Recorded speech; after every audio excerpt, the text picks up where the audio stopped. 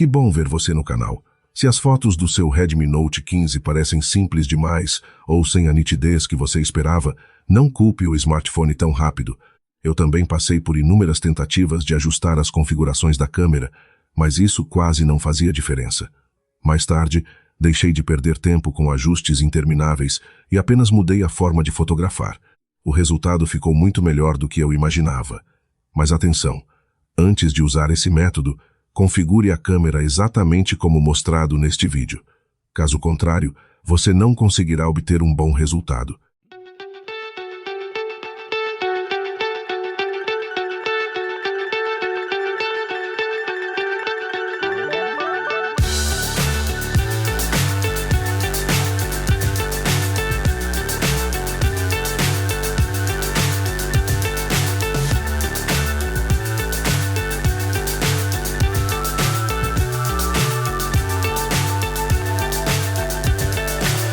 So high I'm hypnotized.